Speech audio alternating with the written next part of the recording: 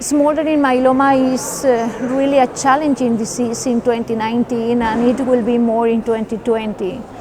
It's a heterogeneous disease. It's an asymptomatic plasma cell disorder in which we can identify patients at low risk of progression to myeloma, at intermediate risk, and at high risk.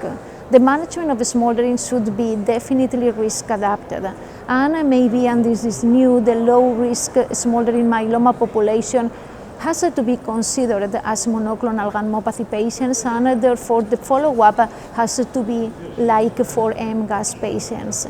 Intermediate subgroup of patients, maybe they have to be followed every 4-6 months during the first 2 years in order to evaluate the pattern of evolution of the monoclonal component, and if the disease is stable, patients can be followed just once per year.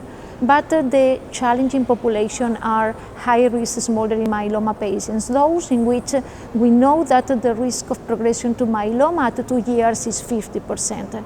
And in this population, I think that the early treatment can be planned because there are 2 phase 3 randomized trials comparing lenalidomide or lenalidomide plus dexamethasone versus observation in this specific population, and the early treatment resulted into a significant benefit in terms of progression-free survival, and in one of the studies, benefit already in overall survival.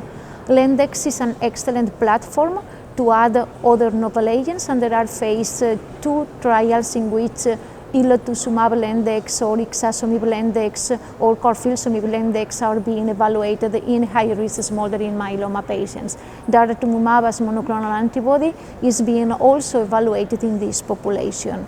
This would be a preventive approach for smoldering myeloma, but also it is possible to plan a curative approach, so eradicate completely the tumor clone and to cure the patients. And there are 2 trials currently ongoing with a much more aggressive option of therapy, including transplant between induction and consolidation and maintenance therapy.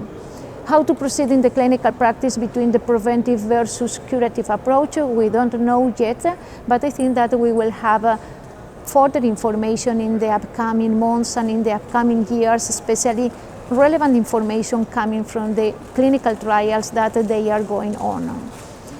Of course, the genomic models and the molecular studies are going to help us to identify patients candidates to be cured or patients in which we can plan a preventive strategy. But the hot topic today is that in spite of there is not any drug approved so far for the management, for the treatment of high-risk smoldering myeloma, the positive results we observed in 2 phase 3 randomized trials make possible, even off-label, to treat high-risk smoldering myeloma patients with lenalidomide or lenalidomide and dexamethasone, or why not to treat like myeloma patients if the physician and the patients agree with this approach.